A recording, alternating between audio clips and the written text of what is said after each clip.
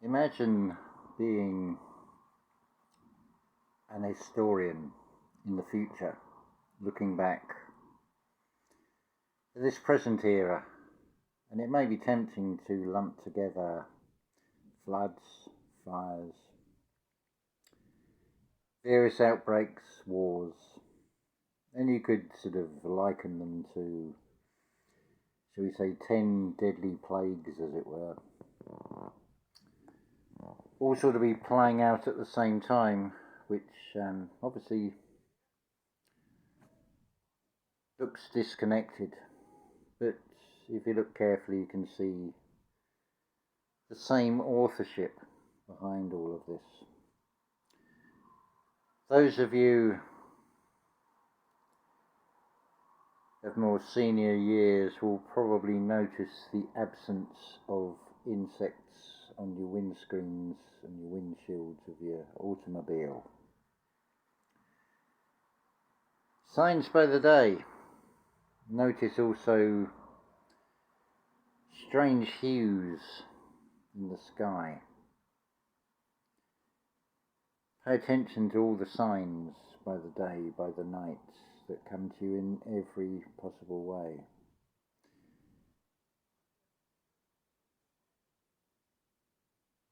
It might be a good idea, if you've never experienced this, if you have some free time and you have such a place nearby, you may want to familiarise yourself or acclimatise yourself to something like a tropical house under a glass dome in a botanical gardens, for example. Quite sort of humid conditions.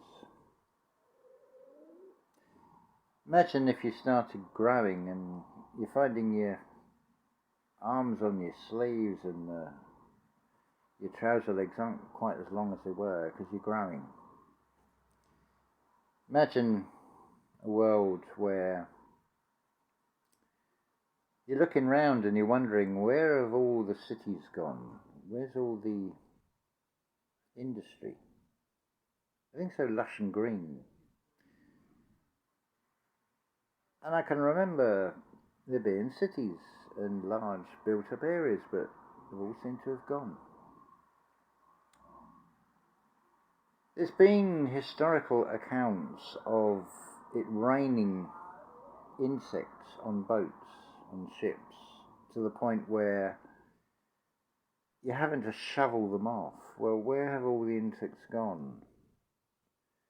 This realm repeats. You're seeing the hues, it's the start of the vapour canopy, but imagine being in a world where you can talk to a tree, ask and it'll be freely given, and hold out your hand and something like this just drops in your hand. Very nice tropical conditions, but with a more violet colour sky. Maybe where the whole idea of sepia-toned photos actually comes from is a distant memory of a realm, of a world, a subconscious memory. I've just done a past life regression session on Zoom with Claire and Stephen and other members of the Energy Flow extended family. And it's quite amazing when you sort of step through doorways and you recognise yourself in different eras, different times, and you ain't even really got to say anything to yourself because you already know. It's just unlocking memories. Like I spoke of in the last video about the memory of a baptism and the implications of that, and the confirmation that what you already have the answers, and in a newborn baby avatar, that is certainly true. You instinctively, intuitively know what is right and what is wrong. You just are unable To express it, you've got to start again with a new body and master dexterity, master holding a pencil or even holding an apple to eat, feeding yourself. But with practice, of course, you do just that. It's the same with manifesting. I've said before, picture something easy. Don't make it difficult with yourself. Imagine finding a feather. If you probably have picked one up, you know what it feels like. You've got something you can draw on. You have an experience. You can go back to that. So it's very easy to manifest. You can go right up to wanting to manifest a mansion if you really want. You set the limits. I don't know the time scales of these things. But you want to try it, you find out. You're a co-creator, so why not co-create something positive? What is going to unfold? Well, seek the Christ within and think about that depiction. The symbology is, it's not going to show, I can't get myself, but basically it's forming the letter Y. It's asking why. It is showing you have free will. You have a choice to go one way or the other, or you can remain neutral to it all. And that I would recommend is the best place to sit, is neutral, right in the middle. Being aware of the negative and being aware of the positive, and a cause and effect, an opposite and equal reaction. So do I put too much into the positive and get a backlash from the negative, for example? Do I just sit neutral to it? Let's put it another way. Do I go out there and try and save the world, either by going, if you don't do this, you're all going to die, it's going to be an apocalypse, and we're going to do it in a negative way, or am I going to do it in a positive way and still make a song and dance with it, or am I just going to go about in this being, just being, remaining totally neutral and almost indifferent to it?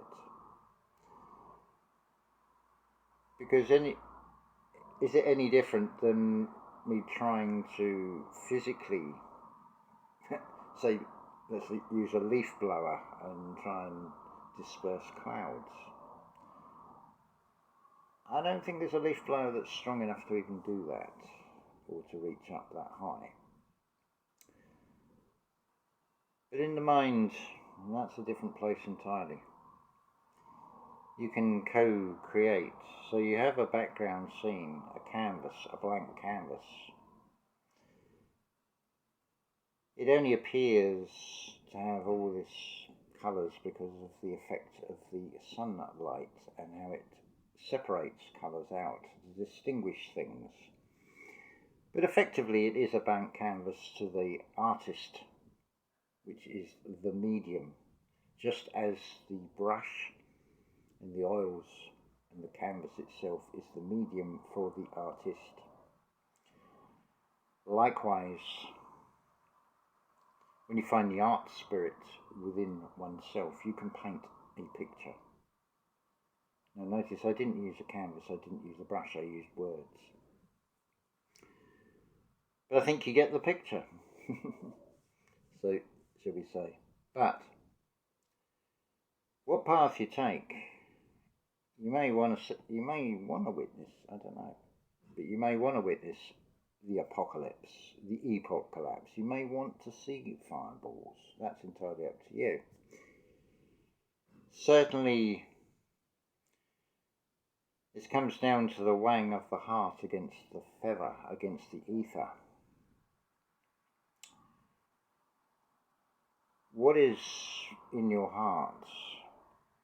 are you coming from that heart space, which is right in the center of the spiritual self as opposed to the physical self, which would be the solar plexus, is roughly in the middle of the physical. But in the spiritual, in the metaphorical, it is from the heart, so it is about raising up within oneself. And just like the macro, there is a canvas, a dome, if you will, or a lens. Interesting idea that if we were hypothetically to go back to a draconian 360-day year,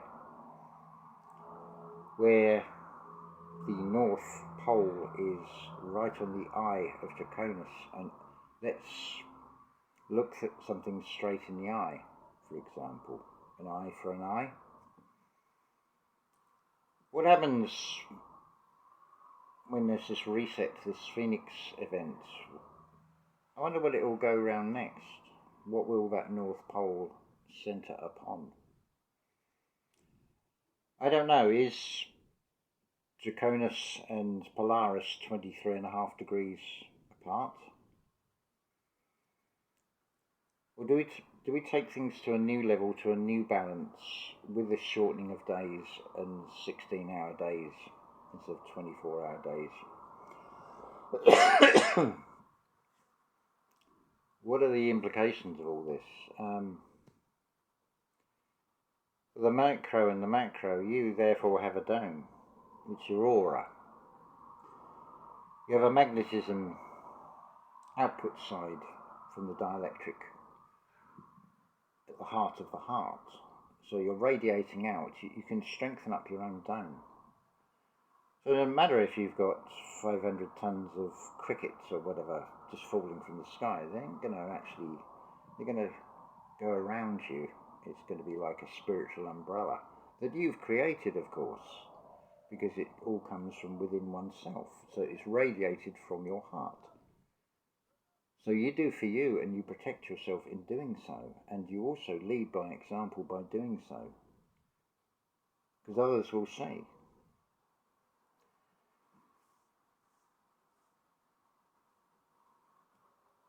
So yeah, I have no concerns, no worries, no fears about this Phoenix event 2040.